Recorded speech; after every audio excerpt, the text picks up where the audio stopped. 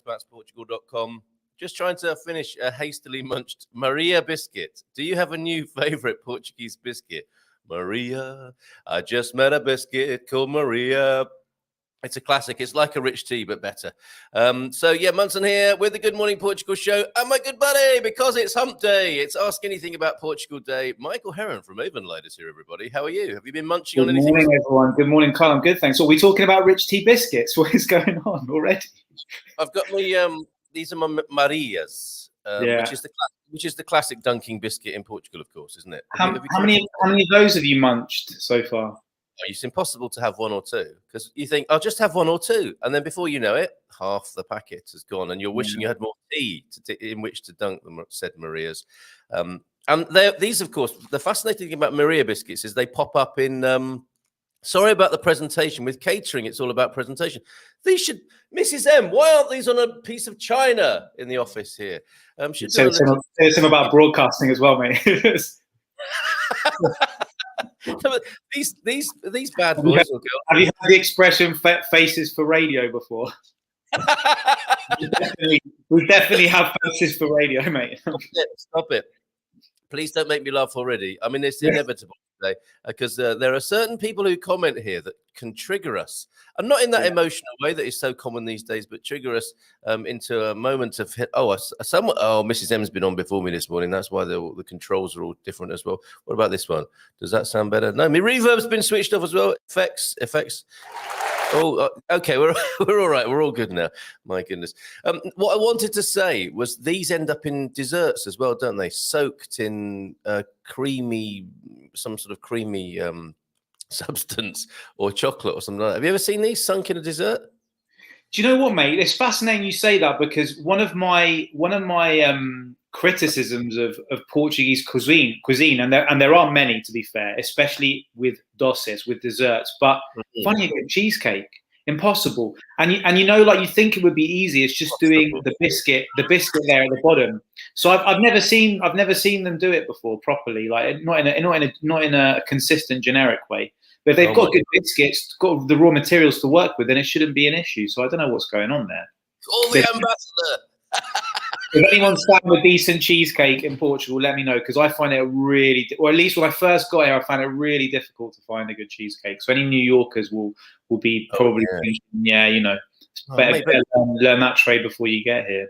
Well, a couple of things then. I mean, we used to be so complimentary, never said a bad word, did we? And now the mask is beginning to slip, and all our grievances are coming out. The cheesecake debate: can it be? Can Michael find a decent cheesecake in Portugal? Actually, while we're on that matter, I mean, what is a decent cheesecake? I mean, you're talking about baked New York cheesecake there, aren't you? Rather than the thing made on a crumbled digestive base, which is the thing in the UK. Yeah, I mean, I'm happy with either. It's just my pet hate is when you ask for a cheesecake and they bring you, like a glass with just the mixture. That there's just nothing there. There's no biscuit at the bottom or nothing that it's been baked in.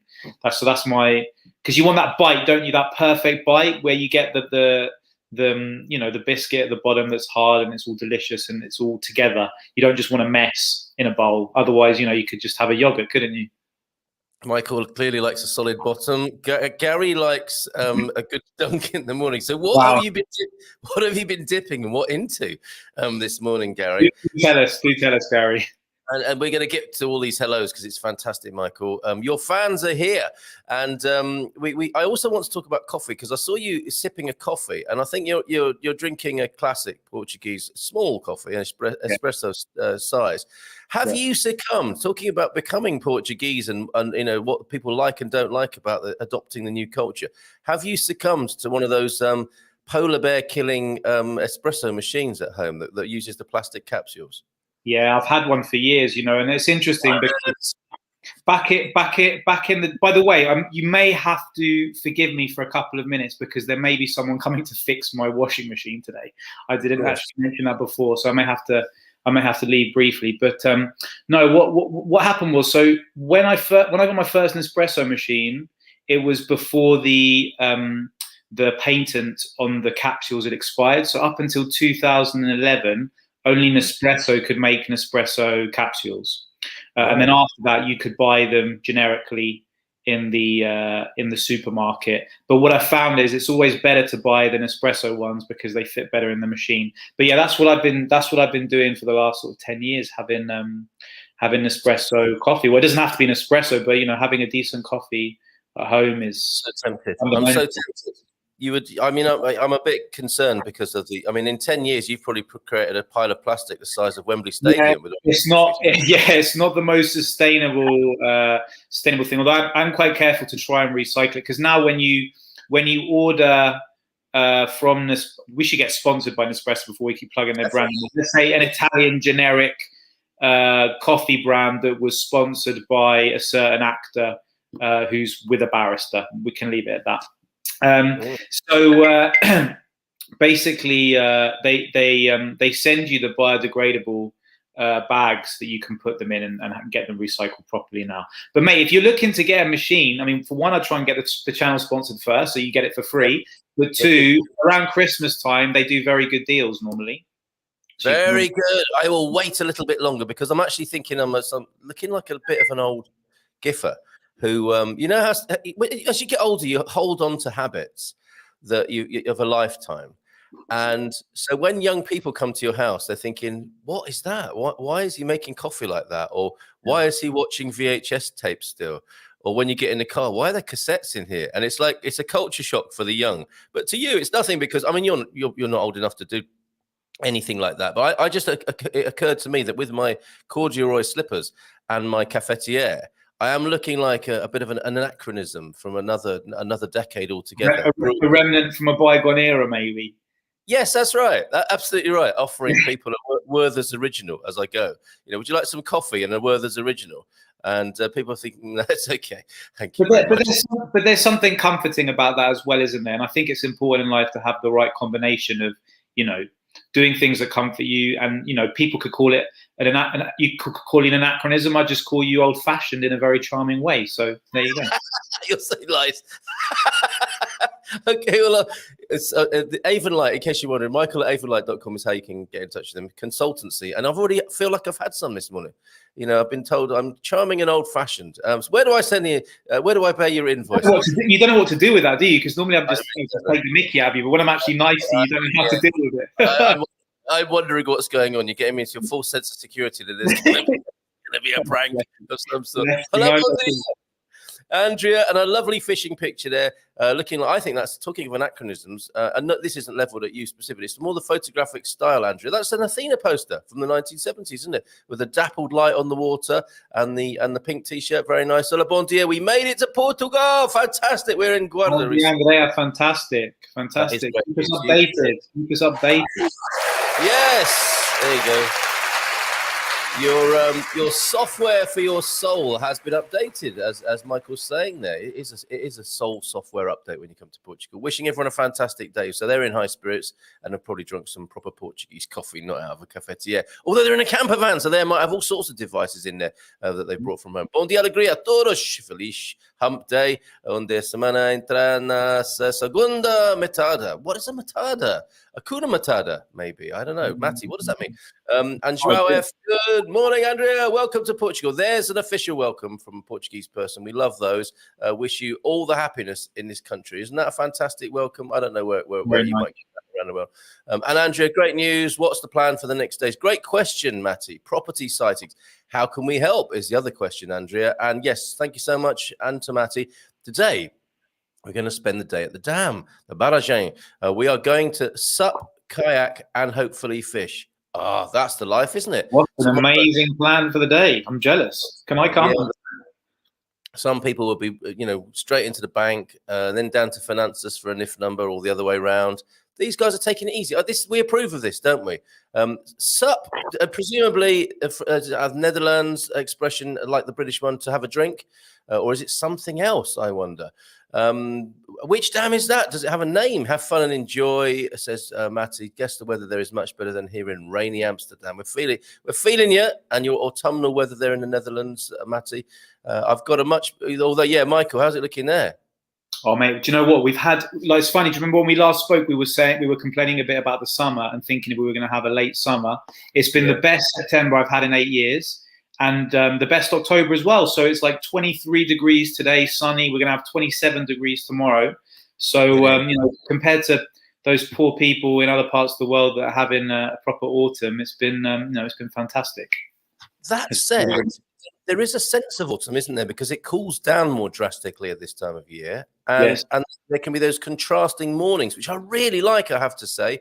Went to Alcobaça yesterday and drove through for the first time Marinha Grande and to Leiria. So I had quite a nice time wandering about Portugal yesterday, which is my favorite thing to do.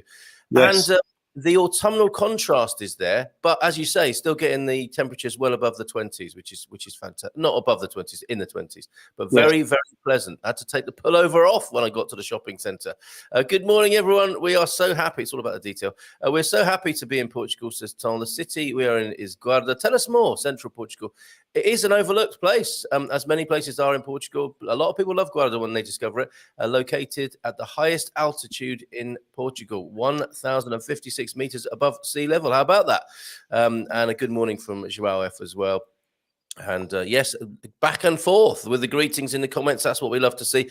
However, it is, or as not however, but as well as it is Ask Anything About Portugal Day, Wednesday, and that first Wednesday of the month where Michael Heron joins us with his particular angle on Portuguese life, wanting to find, the big questions, where to buy a decent cheesecake this morning. That is my priority this month. So if anyone can help me out with that in the Cascais or Lisbon area, I would be extremely grateful. In fact, I'll bring you a cheesecake myself as a thank you. Wow. All right. Hello, you thousands of members of Expats Portugal. It's true, we can't deny it. Over 9,000 at EPHQ, and the good folk who you'll find buzzing around the forum, and of course over 8,000, nearly 8,500 YouTube subscribers now. Thank you for making it so great here, all of you, each and every one of you. Good morning to you, all of you. There's another each and every one of you greeting from Joao F. I hope I didn't skip anyone. Good work, Joao. Keep working that room, sir. The dam is Marateca, I believe, Joao F. Sorry you have to work. Yeah, that was your plan today. He's got a better plan, he says. I should be working all day long, maybe catching up, having the day off yesterday for Republic Day. Sorry to make you jealous. I don't think it worked. Joao F., sorry you have to work. We will be thinking about you while we're suffering on the water. It's going to be short-lived, that sympathy, isn't it? Bon dia, alegria mundo from Thunder. Good morning, Thunder. How are you? I recall, Thunder, the conversation we had when we spoke last time. I haven't forgotten, and I'm looking forward to working with you. That's south of Guarda, closer to Castelo Branco, I believe. The village is close to it is Soalheira and also Lardosa. In the UK, a little village called Lardosa would not be great. It sounds more exotic here. And Soalheira, was that not the cheese-making village that we featured yesterday? I think it may well have been. Have you discovered any nice food? We're talking of coffee, cheesecake, and cheese now. I know you've been here a while, but have you discovered anything recently that you would want to share with people? Because it still happens, doesn't it, every now and then? Well, I guess this is more of a generic thing, really. But you forget just how good the general produce is. So I know I've had my conversations about meat before. It's difficult to find good quality meat, and obviously fish aside, because that's a given. It's probably the best. The types of fish you can fish in this part of the world is the best, and the way the Portuguese prepare it is the best. But things like pork. I bought some pork ribs yesterday at the butcher's, and they were amazing, honestly. So good. What did I do with them? Yeah. So I always fry them in a bit of oil just for a couple of minutes, so they get that brown texture, and then in the oven, covered for a couple of hours, low temperature. Lots of ginger, garlic, salt, pepper, a bit of beer as well, a bit of curry powder, and it just falls off the bone, mate. And then 10 minutes before you bring them out of the oven, just uncover the foil and put some barbecue sauce on there. Beautiful. My kids loved it as well. Absolutely loved it. That's pork ribs. I'm just going to take care of my lighting situation just very quickly, because I can see the sun is going to come straight in. So just you do that. I'll just there he goes. He's going to go and organise his lighting. That's part of the problem with the post-autumn equinox days. How we're still getting a lovely summer, as Michael was saying there, but it doesn't always appear straight away, and it might be obscure. Look at that. Actually, if I show you that, You can see the patterns of light behind Michael as he tries to figure it out. Well, that's quite beautiful in its own way, isn't it? But may not be highlighting and lighting him to the best effect. So let's let him do that. A question that's come in: does any viewer have any experience of registering a motorbike with no documentation in Portugal? That's a good question. And well, actually, let's start. He's back in his chair now. Let's ask him that one. Oh, he's gone again. Let's see who else is here and how we're all feeling this morning. Met a New Yorker last night, funnily enough, says Victoria. I'll ask him if he's found any decent cheesecake here. Michael, cheesecake intel incoming. I think I just made it. I think I just made it worse, but never mind. We'll leave it. Oh, are we getting some cheesecake banter already? Cheesecake action is occurring, and Victoria is working hard for you in the Algarve as well. Amazing. Now, Victoria actually sent in a picture yesterday, and this may have solved the mystery now. I mean, people have been giving me a stick for being chased by a wild boar. And I mentioned, I don't know if you saw this recently, Michael, but Shakira was chased. Shakira and her child were chased by two boar, I think, working as a gang who stole her handbag, apparently, in a Spanish park. And I felt Shakira, yeah, and I felt better about my own experience as a result of this. Hearing that. I mean, I wasn't glad to hear of her distress, obviously, but this does happen, and people doubted me a little bit when I ran, like a small child, basically, when I heard the noise of hogs in the undergrowth, and me and the big dog ran whilst the little Jack Russell was going to take him on and have a go until we pulled her away and said, "It ain't worth it," and ran home with our hearts in our throats. Basically, it was quite scary. And she sent a picture in, and I think what I didn't mention was that how my mankini was ripped off in the episode, and it's been found in this picture. So thank you, Victoria, for finding this. To think people pay to run in front of bulls in Pamplona every year in San Fermin is quite astonishing, isn't it? Well, we launched our Growing Old Disgracefully fitness and well-being and health program yesterday, and people were suggesting that being chased by wild boar could be part of it. Problem is, this is what can happen, and that's terrifying on so many levels, isn't it? But thank you very much. Thank you. I'm going to have nightmares tonight about that. Okay, Victoria, thank you very much for that. And thanks to everybody else. Look, I've got tears rolling down my face from us laughing already. Thank you very, very much for that. And to everybody else who's been sending in pictures this morning. Motorbikes, Gary's asking, vehicle registration. What do we think? ACP, best organization to speak to about that, possibly?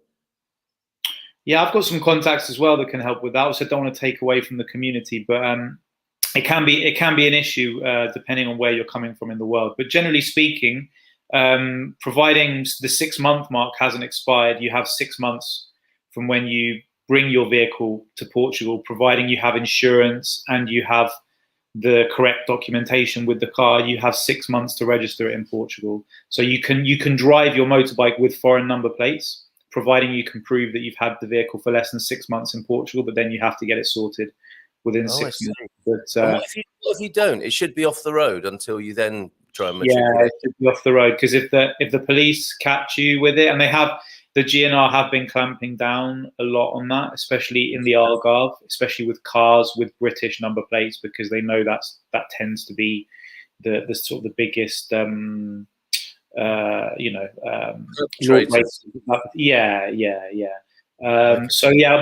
always the advice I give, is make sure it's insured first and foremost, and then make sure you don't go past the 6-month period. But if anyone wants help with that, speak to Carl in Good Morning Portugal. If there's anyone within the community and their website that does that. Otherwise, I have a couple of contacts that are specialised in doing that as well. So I'm sure they'd be happy. Very good. Good to know. Good to know. Help is at hand there, Gary. And it sounds like it might be a bit of an old bike, and maybe some nice pictures of a retro classic. That'd be lovely to see. That'd be lovely to see. Yeah. I mean, that's one thing. We're talking about modern ways of making coffee, which I guess in many ways do deliver a better coffee. But I think the old bikes have it over the new bikes, don't they, in terms of look and wow factor. But then again, I don't That's just me looking as a punter. I don't know anything about bikes at all. I think I've only ever been on a motorbike once as a pillion rider. Okay, so back to the comments. That's south of Guarda, close to Castelo Branco, I believe. Okay, so yes, Solera and Lardoza, between Fundão and Castelo Branco. Great part of the world, and you will find some wonderful Portuguese produce that way, including wool. Portuguese wool comes from that territory as well, if I remember rightly. For what I've seen on multiple YouTube channels, it must be a lovely lake to spend time on. That is Marateca, if we've got the name right. Okay, question coming in then on hashtag AAAP. Ask anything about Portugal Wednesday. Where can I find a cribbage board in Lisbon? The game stores don't have them. I think that's an Amazon import. Amazon. Probably. Yeah, Amazon for sure. Yeah. And what's the traditional Portuguese card game, Michael? Do you play cards here at all? Do you know what? I don't actually. I don't. I've never played cards with anyone Portuguese before, and they've never shown me any Portuguese card games. Because I don't know whether they have. Because the Spanish have their own version of a deck of cards. It's very different. It's very different to the cards that we use. You know, with the clubs, aces, and clubs, hearts, spades, and whatnot. The Spanish have their own version. So I don't know if the Portuguese. So if anyone Portuguese, anyone knows if the Portuguese have their own version of the 52 deck of cards, then it'd be great to know.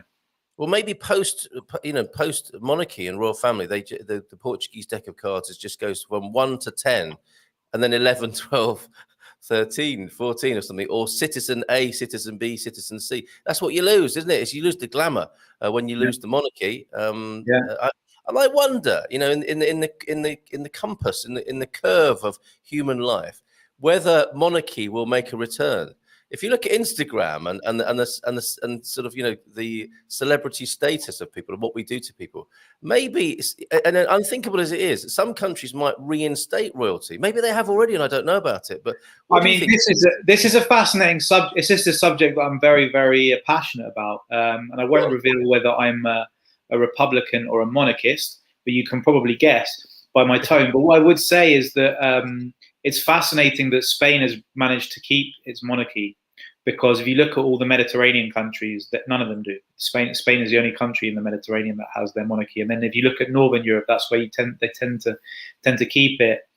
So it is fascinating. I mean, I think probably the monarchy in the UK tends to do a better job of seeing it as duty rather than just luxury. Most of them. I think for all the criticism, even people like Prince Charles he does sort of over 300. What do they call it? They don't call it appointments. They call it. There's a word they call it, don't they? When they do a visit to a church, whatever. Yeah. Not gigs, I don't think. No. And I'm someone that I have very strong feelings about the monarchy, because I think anyone that's born into privilege without having actually earned it. But at the same time, do we want to have a system like a presidential system? Okay, in Portugal we have a wonderful president now in Marcelo, but other countries that we won't mention have had presidents that people don't like. There's no perfect system. But yeah, it's fascinating that you say that, whether countries will bring back. I mean, it depends if there's a family that's got enough power to be able to achieve it, or if you vote them or whatever. There's your problem right there, because if you get rid of the royalty, the only way for it to come back is by force, really, isn't it? Because it's not going to be a vote. If it's a vote, then it's not really royalty, is it? I didn't think this through, clearly. It's near Fundão. I've just looked for water. That's often happened. I just looked for water to spend the day at, healthy with Portugal. And yes, we've seen it as well. So you obviously love the water, Andrea, there. Thunder Duck, order online and have it delivered if the shops don't have it. Unless, of course, somebody might just leap out of the community here and say, I have a traditional games shop and we have a cribbage board for you. Or somebody might have brought one with them and they never use it, and they're looking forward to starting a cribbage club, Thunder, which could be done, I guess, over Skype or Zoom. I wonder. But obviously better to get together now. Michael, could you summarize in any way? I'm sorry to put you on the spot like this, but the 1st of October has come. I go to lots of places now where people aren't wearing masks anymore. I was told in a restaurant yesterday that diners do not need to wear masks, only the staff do. How would you see, what do you think the official line is? Because it's sometimes hard to get to the bottom of these things. Comparing the official line as of 1st of October and what's actually happening on the ground here in Portugal, what's your experience of that? Well, so since the 1st of October, the biggest thing has been the nightclubs are open. Yay! So we're pretty much at almost normality. I don't believe you have to wear masks outside walking on the street anymore, but going inside somewhere you do. So, for example, if you go inside a restaurant, you still have to wear a mask until you sit at your table, or if you're going to go to the loo or the bathroom facilities. But if it's on a terrace outside, you don't have to wear it. So I think that rule is still there. But what I have noticed is that now restaurants and bars are not asking you for the certificate to show that you've either had a negative PCR test or you've been vaccinated. They're not asking for that anymore. So I think those are the main restrictions that have been sort of opened up. Obviously, the biggest one is that nightclubs and bars are now open until late, and they don't have the same restrictions as they had before. But I think for big events, so for example, for the football, so anyone who wants to go and see Benfica or Sporting or Porto or anyone like that, there is a restriction on how many people can enter the stadium. That is still in place. But we're pretty much there now. We're pretty much at the stage where we have zero restrictions in Portugal, which is fantastic. I think it's great. Great. It really is. So well said. Thank you for that update. Thank you, Francis, for your many coffee-making contraptions, which you're about to have a look at in a minute. It's quite a big job for me to load those all onto the screen, but I will do that here this morning because it's quite fascinating what you've sent to us this morning. Who knew that there were so many ways to make coffee? And you're clearly something of an aficionado. I think it's right and proper to call you that. So we'll show those in a minute. Also interested to know how other people make coffee and maybe how they overcome this plastics issue. But Michael, sounds like the recycling option is there for people now. I'd like to see it first. Oh yeah, this is the cribbage board. I want a nice one. Handmade in Portugal. Okay, so maybe it's a specialist job. Yeah. Maybe it's a commission. That would be nice, wouldn't it, for a woodworker? A commission for a handmade cribbage board, not cheap Chinese junk. We know I think we know what you're talking about there, but it will only cost you 50 cents. Andrea Hogan, while you're in the land of my parents, my dad lives just outside Covilha, and my mother was from Salgueiro. There we go. That's mentioned as Salgueiro yesterday, just by the dam there, with the legendary cheese. And we showed the coat of arms from there yesterday, which is great. If you've got a coat of arms or a local anthem that you'd like us to play, we'd love to do that. Suffering on the water, don't blame me. That's not my fault. Okay. And bom dia, compañeros and navegadores.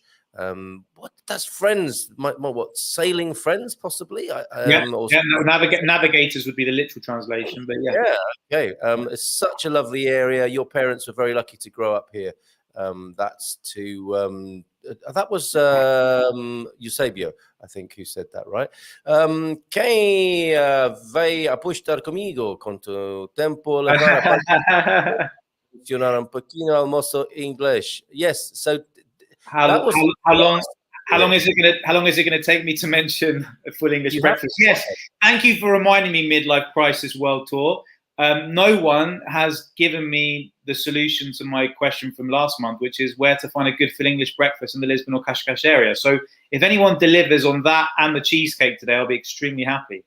But literally, Uber Eats delivering one of those, that would be quite amazing while you're waiting for washing.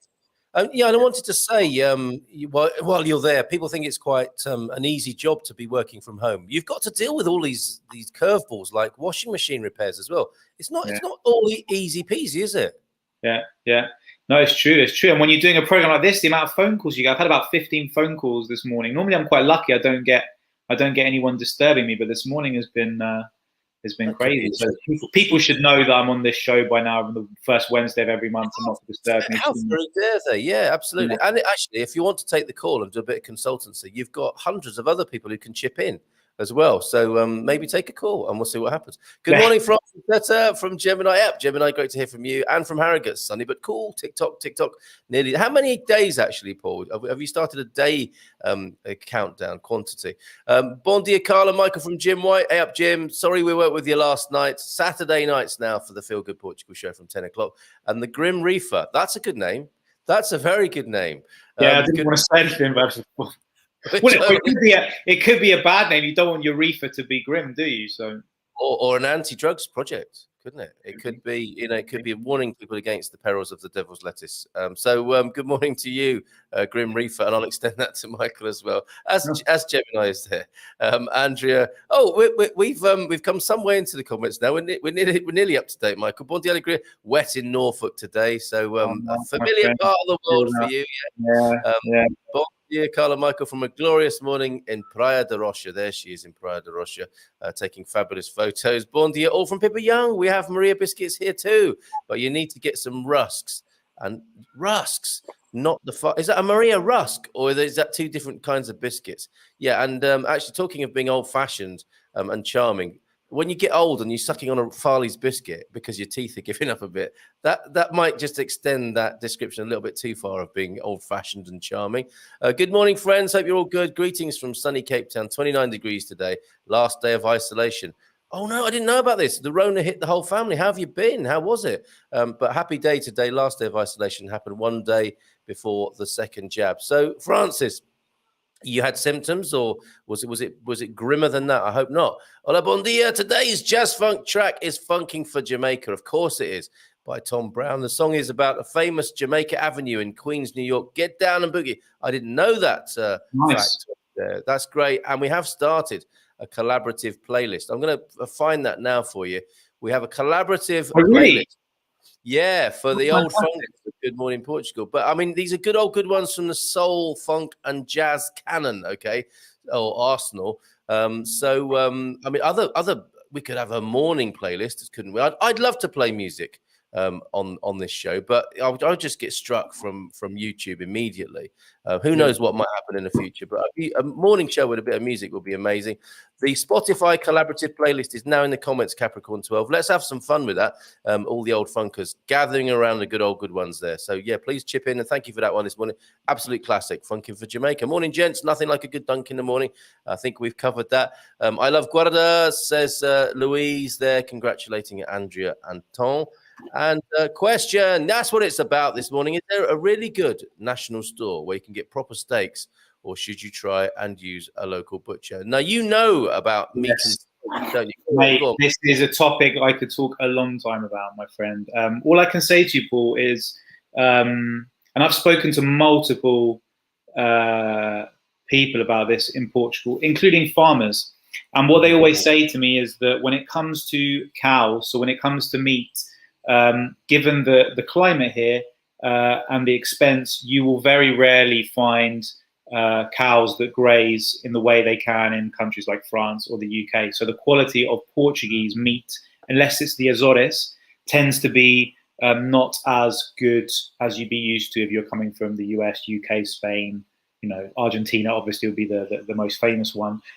So there are some supermarkets and also companies online, butchers online, that will sell you really good quality meat that tends to be imported from countries like Argentina, Uruguay, Ireland, obviously Japan and Australia, famously with the Wagyu and the Kobe beef. That's obviously a lot more expensive. So I would say that if you are looking to get really good meat, send me an email and I will show you where I buy mine online, because I've taken sort of 7.5 years to find the best meat in Portugal, and I think I've found it, so I'm happy to share that, but I'll share it over email. Oh man, Michael at Avanlight.com if you want to be in touch with Michael about that. And I know you take that subject seriously, and I think I'm half Argentine, so to me it's a religion.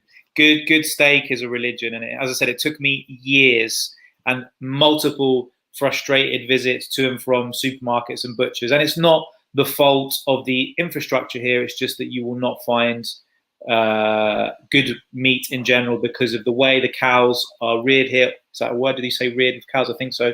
And the way they cut the meat as well. It's just not a speciality here. And like I've said to everyone, you know, you can't replicate what you're used to back home. But for me, meat, it was one of those things which is like a full English I can kind of forgive. But with meat, that is a staple part of my diet. It was non-negotiable. There was a foodie twist this morning, and when you were talking about the ribs earlier on, I was reminded that I bought. I do like to buy the frango de campo, the free range chicken, which is very available. So what some people do criticize, how little flavor No, chicken is unbelievable. But I warn people, if you do buy a whole chicken from the butcher, be prepared to have the feet and everything else that you need to take care of yourself. It's something that shocks people from the Nothing UK. wrong with that. Not me. No, me, not at all. And you're a Devon boy, aren't you? You spend a lot of time in Devon, so that's not a problem, boy. Get feet on the chicken. Rubber job. And if you're not eating all of those bits yourself, the dog can have them. You know, fresh, uncooked meaty bits. You can make a stew with the chicken feet. There's all sorts you can do with it. There is a broth in progress. I tell you, we do not waste. I mean, it's such good value. Frango de Campo here. You can buy chickens for like €2 or something, and these are the factory produced ones. So I much prefer, for all sorts of reasons, to get the Frango de Campo, which is the whole chicken. And the most recent one I bought, more expensive, but it's such good value because you eat, or the whole family, including the dogs, eat every part of that, and you got soup for days. And one of the wonderful things about the shops here and buying meat here is the butchering. And the guy said, you know, do you want it cut up? And do you know, I say yes sometimes because I'm not averse to chopping the legs and the head off. You know, I've got used to that. I think if you're going to eat meat, these are the things you have to encounter and maybe get used to, right? But I love to say yes to that question because it's an art form. And the way that a free range whole chicken is prepared by the butcher, so it's a little bit of cabaret. You're standing there while they're preparing it, are chopping the feet off for you. I love it. I love the whole paraphernalia around when you do that, when you go to the butcher, especially, you know, if you know what you want. Generally speaking, they will do it for you if they have it there. And sometimes, you know, it's good to build a good relationship with a butcher. It's just mine happens to be online. That's all. They're based near me. It's just they cater for a different audience that wants something a little bit better that you can get in Portugal. When it comes to meat, anyway. When it comes to chicken, pork, and everything else, you will find excellent produce anywhere in Portugal. But when it comes to meat, I'm very particular about it. So yeah, anyone who wants to find out, I'll happily tell them. He's passionate about his steak, and it's the half Argentine connection there. I think in South America, it's a whole new level, isn't it? And I think Portuguese people have got used to eating tougher meat. To be honest, when it comes to beef, because some of those old bifanas and some things that are called steak are actually very chewy and can be very disappointing for an aficionado like Michael in the beef department. The other thing about this is a butcher I'm talking about inside the supermarket as well, who prepared the whole chicken. But before, I saw a massive queue at the butcher counter, and I thought, okay, I'll just go around and come back when he's a bit quieter. And all the old dudes are in there. They're telling him how they want their meat cut. And so she, no, you know, smaller or bigger, or chop that bit off or whatever. And it's a relationship, isn't it? And quite an extraordinary one, where he's actually working for the customer there to make the cuts as they would like to see them and enjoy them. So I think Paul Richards, you're in for a treat with that particular question. It's a good one here on Ask Anything About Portugal Wednesday. There's a packet of chocolate digestives that keeps shouting my name there. Have you been saving them for a special occasion at the back of the cupboard there? I wonder, Gary. Go and treat yourself today. Thank you so much. Your videos were an inspiration for us to come. That's to Louise. Fantastic. Food and innuendo with Carl and Michael. I don't know what he's talking about there. I mean, it's just a couple of guys talking about how they handle meat. I'm not sure what he means. You know, enjoying rich tea biscuits in the morning, you know, with their... Yes, nothing like a nice dunk. Bon dia from New Jersey. Hey, Gene, how are you this morning? Good morning, and Kailele Malongo is here. Bon dia. Oh, happy Wednesday from Durban, South Africa. I think you're on your way here soon as well. Mr. M, other Mr. M. So looking forward to seeing you here. Capricorn 12. I was thinking Santana. Maria. Oh, yes. The product G and B. Yes, I do. That was that sort of a reworking of Maria with a little bit of rap going over the top. I think so. Yeah, I remember that version, and yeah, it's a great track. It's a holiday tune for sure, isn't it? And thank you, Pippa, for your pictures. We'll show those in a minute. Hola, bon dia todos. Hey up, Rebel Mama. Soajo emblem in the profile pic there. The sun is back in the mountains. Bon dia, Khadija. Nice. Do you remember camp coffee? Is there any other way to make it? I do like to shimmy around the kitchen while I'm making mine. And I have to say, pictures this morning. Let's look at this before we forget it. This is not coffee. This is a rainbow that greeted Matty. Thank you. I couldn't lay my hands on the pictures yesterday, but here, this is worth carrying forward, as they all are actually. A rainbow on the Portuguese landscape, a double rainbow, and managing to capture it like that is not an easy thing. So thank you very much for that, Matty. Absolutely beautiful. A picture to treasure. And from Debbie the Forager. She managed to capture this little bit of beach art here, and that's from Esposenda up at the northern coast of Portugal, I believe. Good old Theo had a dream catcher made for him out of found pieces, woven into a beautiful piece of artwork that she photographed there. So coffee making machinery, Michael. I mean, you've got the Nespresso machine. Were you persuaded, influenced by the fact that you might feel like George Clooney whilst making a coffee in the morning? Do you think, in any way? Well, I did mention earlier, I didn't want to give him any free publicity, but yes, no, I wasn't influenced by George Clooney per se. Really? No, definitely not, but I was influenced by the fact that I just wanted to have high quality coffee at home, and at the time that was the most obvious choice. And I'll tell you what, the machine I first got sort of 10, 11 years ago, it still works. And you can't get them anymore. And I got a new one. In fact, someone bought me a new one for Christmas last year. Nice. It's just a thing. We as a society, we're trying to replicate as much as possible things at home that we enjoy out and about. And coffee's one of them. Beer's another interesting one. When you get back to drinking beer, mate, you want to get yourself a Heineken sub, which is basically a machine that you can pour yourself amazing draft beer at home. It's a bit like the equivalent of Nespresso for beer, and it's absolutely fantastic. I haven't used it for a while, but yeah, definitely worth looking into that one, mate. You know, some proper draft beer. I mean, it does make a huge difference. Have you got? We were talking about beef. Have you got beef with George Clooney then? Do I detect? Apart from his dashing good looks, that we could all be a little bit disgruntled. No, I don't have a problem with George Clooney at all. Okay. I was just I was trying to help you get a brand deal with Nespresso without mentioning him or the brand. Oh, I see. Okay, well, we'll see if we can get you a third machine. They can have one in every room. Okay, so look at this. This is serious coffee making from South Africa with Francis here. This is his fleet. Look, that does look very beautiful. And I think long ago I did have a coffee in a shop made in this way. That's slow coffee, I think, isn't it? No pressure there, literally. This is a 90-degree coffee maker. Look at the crema on that. Now that machine I've not seen before. I don't know what's going on there. What's this? And look, this also the what's this called? The paraphernalia. I think you used that word already today. With more of an Italian coffee maker in the background. Yeah, that's the one that I used to use a lot before having an espresso machine, and that's the one where you screw the bottom and you put the water and the coffee at the bottom, and then it basically the steam sort of brings it up into the top bit, and then you pour it out. And that if you have good ground coffee, that works very well. That's quite a good alternative. It just takes a bit of time because you have to heat it on the stove. That's probably the most common one you'll find in the Mediterranean for people at home that make coffee, who don't have a machine. I remember I supervised 3 Italian lads who were doing work experience where I was working before I came out to Portugal. And the only 2 words I knew in Italian were bunga bunga, which seemed to amuse them.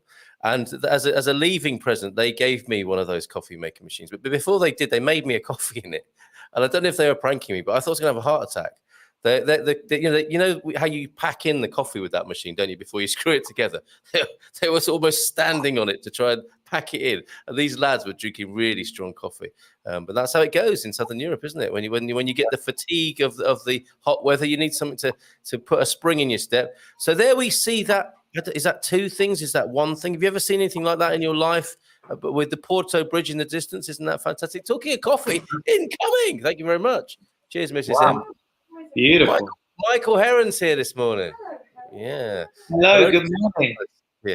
But I have not seen. I mean, that looks a little bit like something you'd buy in an Ann Summers shop to me, especially in that picture. What is that? I don't know, that seems unnecessary, doesn't it? Okay, and a rusk apparently is this coming in from Botswana this morning. Nothing to do with Farley's. Wow, look at that. That's a flapjack, isn't it? We'd call that a flapjack. Yeah, that looks like a flapjack to me. Healthy looking thing there with lots of dried fruit and nuts in it. Do you like to soak your nuts, Michael, before you bake?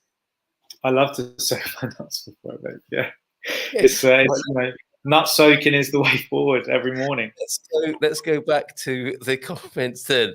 It's great to see you getting busy at my side of the chat. So unfortunately, I have to go. Have a wonderful day, all of you. I love a cafetiere. Oh no! I love a cafetiere or French. A French. You started, mate. You started. It's your fault. Do you like a French press in the morning, Michael? I have a stainless steel one for our early morning safaris. That sounds like fun, doesn't it? As requested, the translation. Good morning, Joy. Happy hump day. Hump day, where the week enters its second half. Okay, that's cool. Yeah. Metal. Okay, fair enough. That makes sense. All right. Andrea, congratulations from Jeff Jackson. Carl and Michael from KLLA. How is the Christmas? Too early, KLLA. Way too early, my friend. Yes, come on. Please. After bonfire night, that's when we start getting into Christmas. Bonfire night. That sounds a bit early as well to me. I mean, 1st of December. Yeah. I know. Yeah. I think that's that's reaching out the hand of sort of cross-cultural. Exactly. Let's celebrate the first act of terrorism recorded, and then let's start Christmas celebrations. He's of course talking about the gunpowder plots. Now I'm thinking you're not a monarchist. No, that you are. Guy Fawkes, it was a monarchist, wasn't he? Trying to get rid of the awful politicians, of course. Supping, stand-up paddleboard, not drinking. Yeah. Oh, I didn't know that. Mate, I've got into this massively, by the way. It's a great activity. Paddleboarding. And have you managed to look cool doing it, Mike? I would love to do it. I mean, we live in San Martino. No, I mean, I used to do a lot of kayaking, so I tend to sit down when I do it, but I don't tend to do it standing up. So I think standing up is when you look like a bit of a muppet if you don't know what you're doing. But there's just so much coastline. That's the thing. If you live anywhere near the coastline in Portugal, I mean, you've just got so much to choose from. And I think it's a very accessible thing. Everyone can do it. It's not like surfing where you need to have quite a few lessons before you can do it properly. With paddleboarding, literally everyone can do it, and it's great exercise. So it's not really, strictly speaking, it's not supping for you. It's just peeing because there's no stand-up. It's just pibbing. Yeah, it's just pibbing. Yeah. Okay. Bon dia from Lud. Hakuna Matata means no worries in Swahili. Fantastic. And that was brought into to worldwide, Lion King, wasn't it? Yeah, if it not for the Lion King, I guess a lot of people wouldn't know what Hakuna Matata means. No worries for the rest of your days. What a lovely affirmation that is. Congratulations, Andrea. It is a beautiful October and time to figure out how to use the robot to clean the pool. Anyone have any tips? Well, Peter Bleach, that's probably not a question for everyone here, how to use the robot to clean the pool. Although, I mean, that level of gadgetry belongs, I think, back with this device here, doesn't it? I don't know. I imagine I would see a swimming pool cleaning robot in the same house as I would see the Ann Summers coffee maker there. So there may be people who can help you with that, Pete. Just chuck it in and see what happens. That would be a strange collaboration for a sponsorship, wouldn't it? Ann Summers and Nespresso together, or maybe it works. Who knows? With George Clooney in the mix, and maybe the I'm wearing Carl's Mankini. Yeah, and even it could extend to by a bore. See, there'll be creative people like paying us thousands and thousands to come up with ideas. This time next year, Michael will be rich. Nothing to do with drinking. Okay, my mistake. Oh my goodness, that comment is from 9:13, Michael, wow. And it's now 9:50. What are we like? No.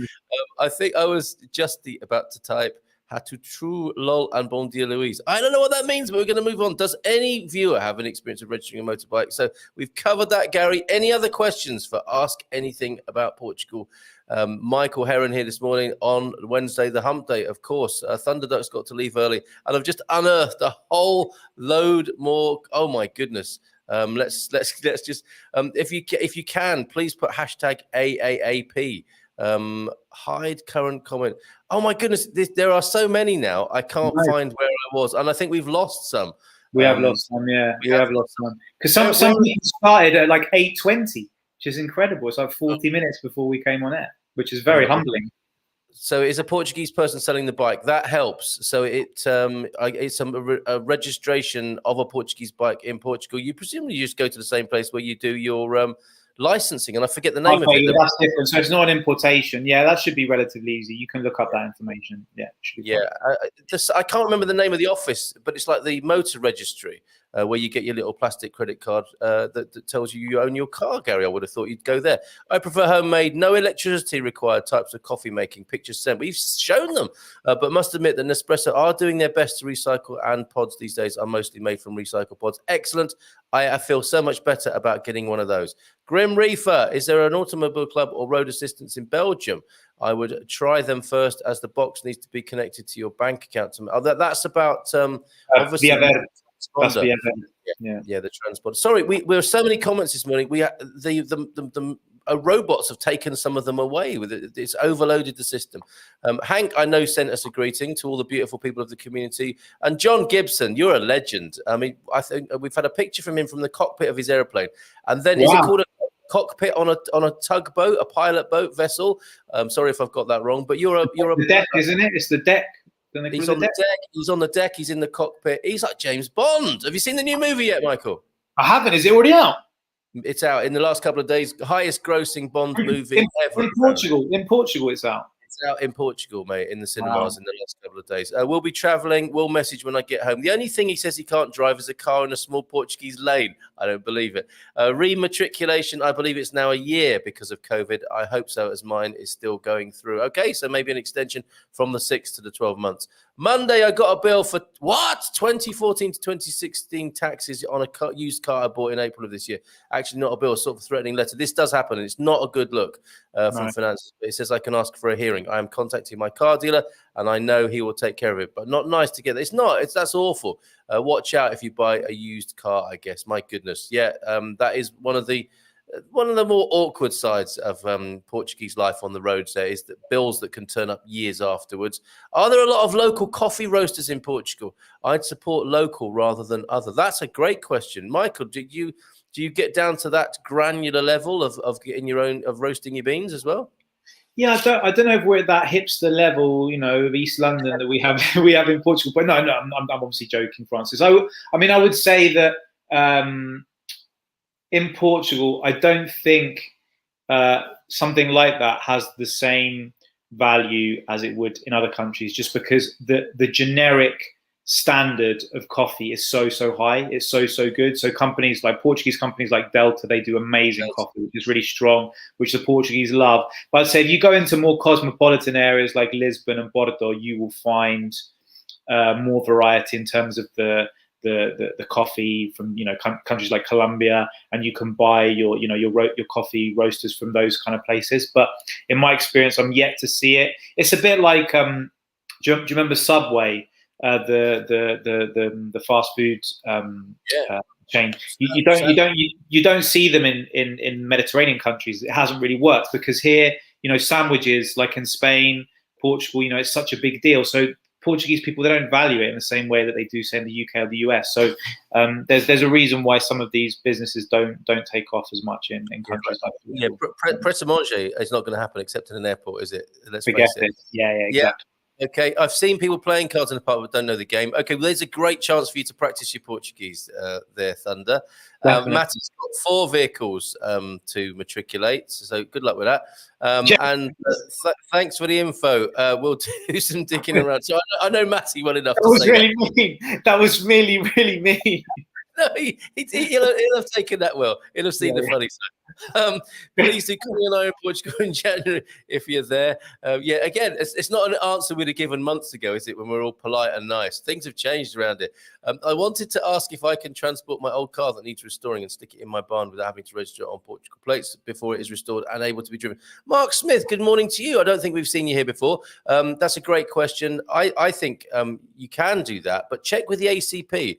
It's very cheap to join. We've got a little perk on that, on the registration fees or the membership fees with ACP. KCP in our business directory. Okay, so go to expatsportugal.com and look for the perks and freebies when you next door to the business directory, and we've got a nice little bonus on that. My guess would be that they don't. If it's on a trailer and you're pulling it to your place and you're sticking it in a barn, there's no harm, no foul done there, is there? So I think you'll be fine. Sueca is the Portuguese card game. So there you go. We should play that, shouldn't we? We should give that a go, I think. I'm writing that down right now. Thank you. Can you tell us what's his name? I can't keep saying midlife crisis world tour. It's too much for a mouthful. It's Eusebio. He has a brilliant name. Yeah. December, lol. By the look of it, is when John Gibson's going to be here. Would love to meet you, John.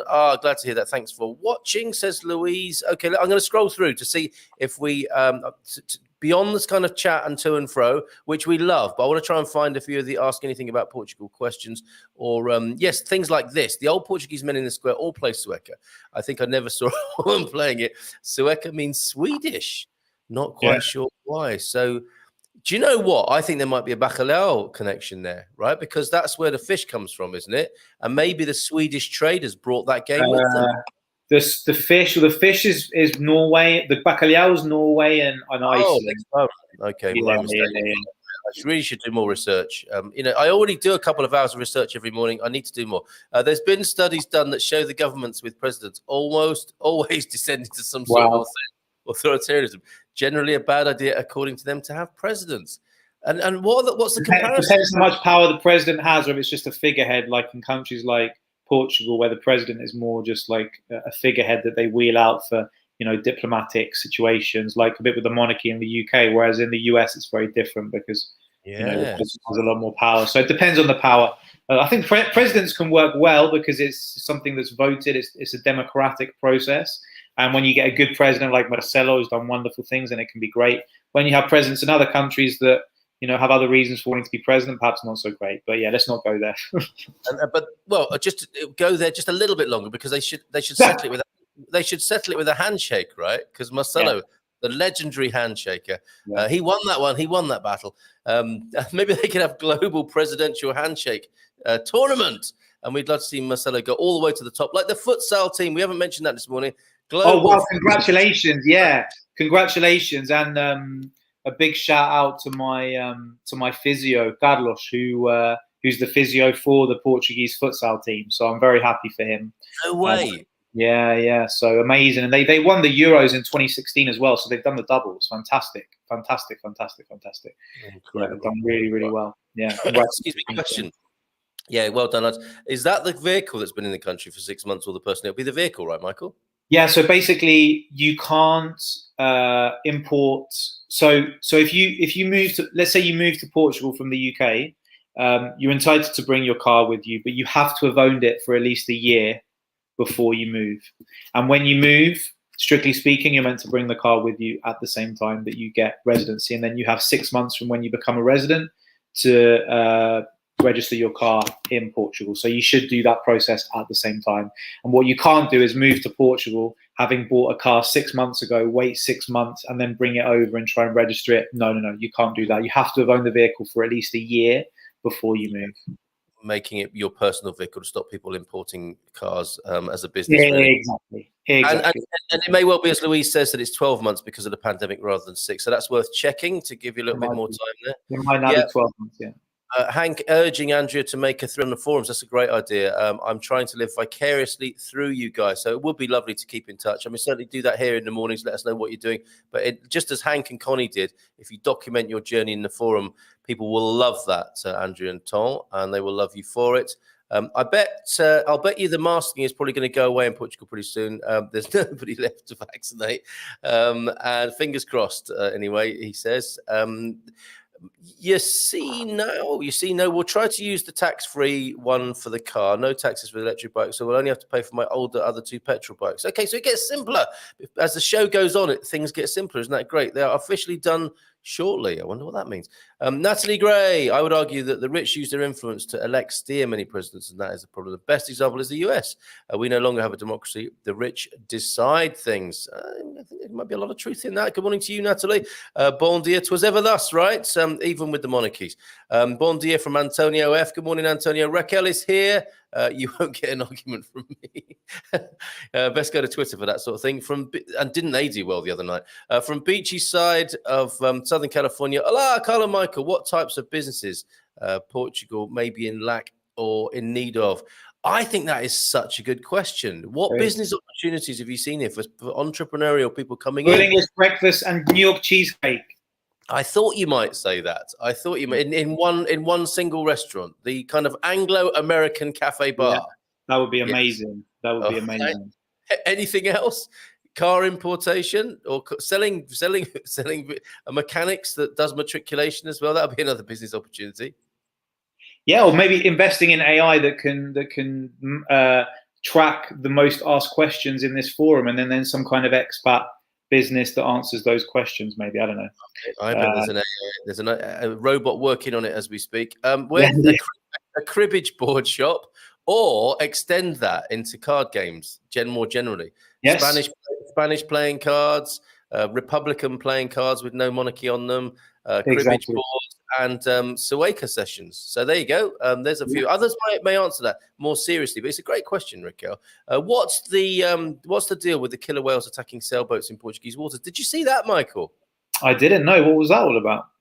They just want to play. But I guess when a killer whale wants to play, you're going to need a bigger boat. You're going to need a bigger boat. Absolutely. It's so obvious which politicians are bought, but nothing happens to them. Manchin Cinema. Allegedly, I have to add to that, and I don't even know really what she's talking about. Amen, sister, anyway, from Hank on that. You'll need, with matriculation matter, you'll use the equivalent of a small rainforest for paperwork. And that, generally speaking, is why we urge people not to do it. That would be my personal view on that. It is really hard and arduous and lengthy work with lots of bureaucracy and administration in there. If you can avoid it, do. But obviously, with Matty, he's very attached to those particular vehicles. I understand that too. Any suggestions for good English language bookstores in Portugal? Asked Jeff Jackson. A lot of them are multilingual now. What's that big brand? Yeah. Fnac. That's sort of big. Yeah, that's sort of the equivalent of, I don't know, like in the UK of like HMV or something. They just sort of have everything. But I mean, there is, if you live in the Lisbon area, there's a fantastic library in what's the area called? I can't remember now. I'll remember for next time though. But I'll come back because it's a good question. I think we should talk about it more often because I think they're a dying breed. So I'll come back next month with some suggestions for English language bookstores and libraries because I know there are a few. There's a wonderful book fair in Lisbon in September every month in the Parque Eduardo Set, and that has a lot of international, but mainly Portuguese language books. So I would urge anyone to learn the language as soon as possible so they can read Portuguese and Mozambique and Angolan literature, which is fantastic. Oh, I didn't know that. And the book fair is open to anybody, isn't it? To the public. It's not one of those book fairs. Yeah, it's a free one. Yeah, so it's open to everyone. Yeah, we had an invite to that this year, which I didn't manage to make, but we should maybe do that. It'd be lovely to broadcast from the book fair. The buzz of that would be really, really cool. So annual book fair in Lisbon there. Francis, good to hear this. Didn't hit us hard, lost smell and a bit of taste, but been fortunate. Well, thank heavens for that. Well done, Francis and the Gersbach family there in South Africa. Third round of jabs on their way in Portugal. So the monthly booster maybe is on its way. My hope is being in Portugal make even the red tape more bearable. Well, that's true. It is true. The way there are some bureaucratic challenges. There's no question about that. It's something to get used to and be Portuguese about and learn to work with it. Because you'll not get anywhere getting uptight and angry about it. Believe me. Great question. I'd like to know the answer to that too. So Michael's going to come back next month with that. There is, I don't know if that's what you meant, Michael, but there's that. I see it in my mind's eye. The bookstore that's in every shopping mall. black background, Yes. white writing on it. It's like Yes. water stands, isn't it? That's Fnac.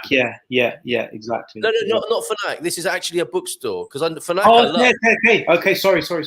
There's a specific book retailer as well, and I just cannot remember for the life of me remember the name of it. Portuguese people might, and if you can do that, Antonio F. João F. And so to you there, Michael. Thank you. Obrigado.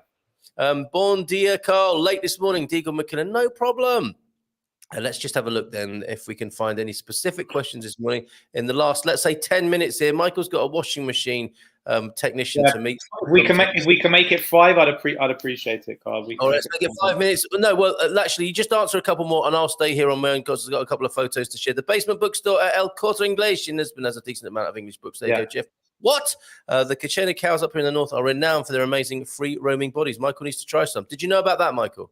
I didn't, but I'm very skeptical of it. But I'm happy to be proven wrong, Khadija. Okay, very skeptical. There you go. So, if any of the companies, if the Portuguese Beef and Steak Marketing Board is watching, Michael would like to do a review, please. Michael, giving back to the community. Thanks, Michael. He'll be, so yeah, the book stuff next month. I have to leave early today. Here's wishing you all a great day. Thank you. So, and on that point, let's see you on your way as well, Michael. Thank you for that offer of talking about books, English books, next month. Definitely. Have a great definitely. month. Always a Thank great you very much. Thank you very much. Thank you to everyone. Lovely to see you all. And I'll see you all on the first Wednesday of November. Marvelous. As we do move closer to the festive season, but we will not mention it until the 1st of December. Nice one, Michael. Off he goes. He may have had a ring at the door there. Okay. It was getting a bit frenetic there, wasn't it? Let's have a little breath, shall we, for a moment? Okay, and then a double shot espresso maybe after that. Okay, there's also the option to grow your own meat. I'm not sure if his house in the Cascais area would suit a herd of grass-fed cattle. I don't know how big his gaff is there, but your own meat by having cows or goats and lambs and such. Maybe we'll have to rely on you, Matty, for that. Midlife crisis, Eusebio. We're doing music as we're doing music. The 25th of not the 25th of, the 14th of October sees the 25th Sejal Jazz Festival. Who's coming to that? That sounds great. Gregory Porter maybe headlining there. Wouldn't that be amazing? And it could happen if you're in the Lisbon Stubble area, the 25th Sejal Jazz Festival. I like the sound of that. Thank you very much, Eusebio, for that tip. Take care, Thunderduck. Good luck, mate, later on today. Wow, Michael, I had no idea. I'm opening up my email now. I've been desperate to find grass fed beef. So there you go. Michael at Avanlight.com. Okay. I used to buy direct from the farmer back in the UK. So there you go. Lude to Francis, best of luck and a speedy recovery. The feet, what's that? Chicken feet. Okay. Yes, of course. If it wasn't for the dogs, Louise, that would be going in the old broth pot. Chicken feet I give to my dog, says Matty. They love it. Also, pig's ears off it. I did it very nearly at the same purchasing there. I nearly bought a couple of pig's ears for the dogs. It's important, isn't it? If we slaughter these creatures, we should make best use of them. If they've given their lives for our consumption, I think it's rude not to. Offal, everything, all of it. We should be most economical and efficient and give them the best possible life in the meantime. Couldn't disagree more with Michael. We have had fantastic meat here because when it's slaughtered on the farm, it is so much more relaxed. We have eaten, the one bad day theory, right? We've eaten brilliant goat beef and of course turkey. For a man from Norfolk, as Michael is, turkey will be right up his alleyway. So yes, the steak and beef debate continues. He is half Argentine. I think it's a whole new level in South America, Pete. What's Michael's email? That will be Michael at Avanlight, AVAN, light as in light bulb.com, Michael at Avanlight.com. Morning, gentlemen, from Patrick Carl Kearney. Look at that. There's the full English. Are you just trying to wind up Michael there, Patrick, with that pic? That's a very fine-looking breakfast. Oh, my word, I could eat that after the show, most days probably. But however, I am joining Ian on the Growing Old Disgracefully program, as others are here beginning to do so. We're going to have a lot of fun with that. Get rid of these man boobs and the beer belly. Why have I got a beer belly? That's probably one of the real downsides of the alcohol-free beer. Is that it still gives you a beer belly, but without the beer buzz. That's not good, is it? Let's see what we can do about that. But maybe one of those a week rather than one of those every day would be the best approach. Thank you for that, Patrick. Raised locally and only suffering one bad day indeed. I have travelled all over the world, but maybe in Lisbon and Cascais. Pete, not happy about Michael's assertions this morning. Michelle, good morning, Michelle. Am I allowed by the banks to use inherited pieces of land in Madeira as collateral to build my first home here in Madeira? We have got, due to the success of Jacqueline from Mortgage Direct when she was on the other day, she's going to be back. We'll have her on every month now because it was great fun talking to Jacqueline. And that's the sort of question for her, I would say, Michelle. She may have seen such a precedent. I can't answer that, I'm afraid. Matty, I guess that's another benefit of living the rural life in Portugal. Better produce and meat available. So true. But to be fair, even in the heart of Lisbon, the markets are amazing. You know, they do get the good food in there because I think the Portuguese demand and expect it. It's just part of life here. Gary Austin, most of the meat I've seen here looks fabulous quality. However, the last time I saw a butcher doing his stuff, it was like a battle scene from Braveheart. All men die, but few really live. Should have gone to Specsavers. Is that me or you? I don't know. Definitely me. I do need to get some spectacles soon. I've been putting it off for years, but now I was in a restaurant yesterday, a good one actually in Alcobaster. If you need a recommendation for a lovely restaurant, great service in Alcobaster, I have got a tip for you. But I'm just doing that thing now where I'm holding my arms nearly aren't long enough. It's dim light. I was really tired. I'd only had a couple of hours sleep the night before last, and tired, dim light, small print on the menu. I'm holding it like I'm in to get someone to hold it over there for me so I can read it. But I'm gonna have to do that. Get some glasses soon, so you may well see me as well as the ear gear, some eyewear as well. Bon dia, Intertubers. Is that what we're called? From Ubi. Delicious cheesecake with a touch. Cheesecake with lime and lemon. You can buy pieces at Cugina com Alma, located in the valley behind Cuf Cascais. Bon appetit. So, when you email Michael, Louise, can you give him that tip there? Can you cut and paste that for Mr. Heronius Maximus? Let's see what's going on here in the comments. Are you taking real estate type questions? Well, Michael's gone now. I'm happy to take them, but you know me, I have a very generalist view rather than specialist. It might be worth waiting for the next time we have a real estate type person on the show, or stick it on the forum. Seriously, if you have a specific real estate question, they go well on the expatsportugal.com/community forum is where you can ask questions of that kind. That was even a triple rainbow with full arches. How old is that comment? That's half an hour ago. Third one is not visible on the picture as my lens was not wide enough on my cell phone. Wow, a rainbow too big to photograph. I think it was Clooney who influenced Mike, who was influenced by Michael. Actually, yes. Come to think of it, I think you're absolutely right. No, Clooney was influenced by the dollars. If a person chooses not to be vaccinated, should we just stay away from Portugal? I've read most Portugal citizens choose to be vaccinated. Would we be shunned by society? No, welcome. How would anybody know, especially now that you're not being asked for your certificate at the weekends, for example, unless you go around, with a T-shirt on saying not vaccinated, or if you're one of those people who feels the need to open up every conversation like that. Of course, it's a very polarizing and emotional subject. So if you tell everybody every time you meet them, you may well be shunned by some, not by others, of course. You may be welcomed by others. But no, Portuguese people, in my experience, aren't like that. Unless you're going to be in their grill with your views. People are very respectful, easygoing and polite and nice here in Portugal. So I don't think you're going to be shunned at all. And the comments coming in from Antonio F, not mandatory, but might feel some restrictions. Well said. I was there without being vaccinated and will move in January, but not vaccinated either. So I would say no, just come and enjoy it. Welcome from Andrea. Vaccination is a choice. It's your right to say no if you want. Don't let anything stop you from living your dreams. And Grim Reefer, yes. Well, I thought so too. Or are you just echoing my comment? They call it a mocha, the stovetop espresso steamer. Oh my goodness, these comments are. Oh no, I'm so sorry. Rusks are similar to biscotti. So okay, so very dry then, and you want to be dipping that in a coffee, I think.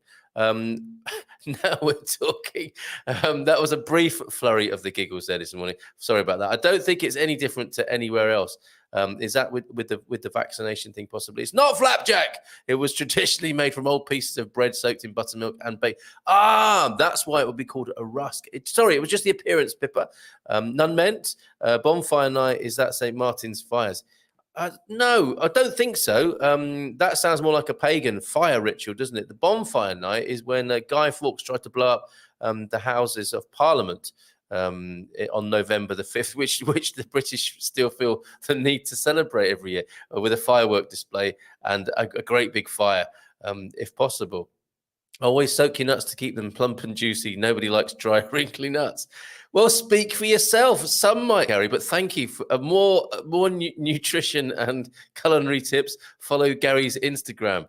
Bonfire night is in Portugal. What's that? No, he's a Brit. He was talking about back in the UK, Natalie, and he probably gives the kids a couple of sparklers just as a dim and distant celebratory reference to that special day in the English history. Okay, what else is going on here? Pics of AeroPress, Chemex, NanoSpress. That sounds like that's the one. The NanoPresso, Mocha Pot, and a portable camp grinder with a built-in nightlight. What? A used gas stove and dedicated kettle all make great coffee and easy to travel. Only used for coffee. Promise? I'm not having coffee from that at your house unless I can have that in writing, Francis. Thanks, everyone. I'm still leaning towards Thailand. What? With 3 to 6 months in Portugal. Well, all right. Be like that. Good morning, people from Corey. Good morning, Corey. How are you doing this morning? Cole, you need a live stream. I do. Are you offering? I really do.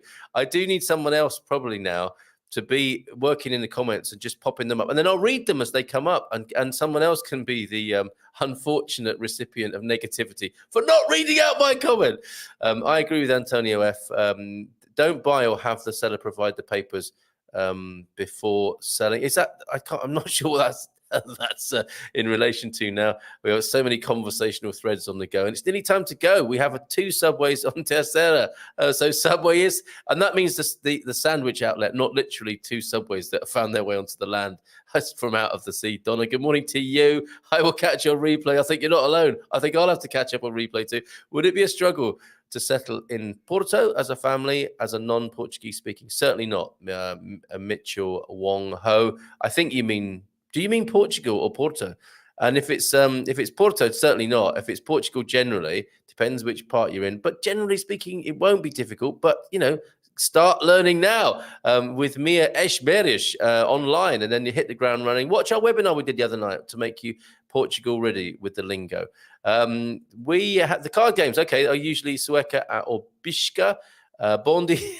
Where you been, Gary? Great to see you. Gavin Esselmon, late to the table, getting to this, booked for tomorrow night. Oh, excellent. Quick question for the D7 visa. Are rental agreements of less than 12 months? They're not. The advice is to go for 12 months, finding it hard to get a long-term renter. Gavin, pop that in the forum. Others may be able to help with that.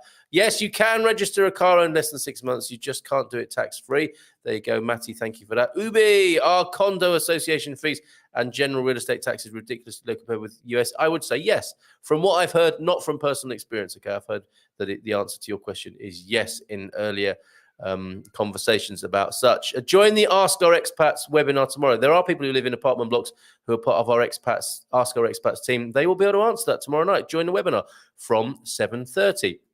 Need secondhand clothing shops and clothing donation charity boxes in the Azores. Not sure about the mainland. Thank you for that. Use Mia for Portuguese. She has documents in PDF to download. Fantastic. Well done, Gary. Satisfied customer there. Antonio, thanks. That is unbelievably low compared with everywhere in the US that I know of. So there you go. Another satisfied customer. And we're going to draw to a close now here on Ask Anything About Portugal Wednesday. What a satisfying, all of the emotions have been here, of mirth, of joy, of sadness when it comes to matriculation. Thanks for the show, Matty. If Carl even gets here comments-wise, I'm catching up now. Have a great day, and vejo no espectáculo de amanhã. So have a lovely day, and see you tomorrow. Bless you, Michael. Thank you. Raquel says, I am a good cook, and I know how to do both, and no complaints yet. Well, prove it, Raquel. Come on. We need to be tasting some of your food. Maybe we can have a little cooking fringe event at our Expats Portugal events next year. Wouldn't that be great? To have a bit of cooking going on. So Gavin, thanks from Grim Reefer, Francis, Jim White, all saying thank you this morning. Fantastic. Do you still need a vaccine certificate to fly from Portugal, or just a negative COVID test? Don't know, Gary, but the Brits still with the highest rates and I suspect that's where you might be thinking of going. The Brits with their own highest rates of infection and testing are still being very, very choosy and picky with their restrictions, which a lot of Brits are unhappy about. I was hearing on the radio. Simon Calder, he's everywhere, that man. Not sure how that would work with StreamYard or what you're using with the questions. Yeah, someone else logged in, Matty, who just puts the questions. I do this myself, despite people thinking there might be 20 people in this room all working on the show.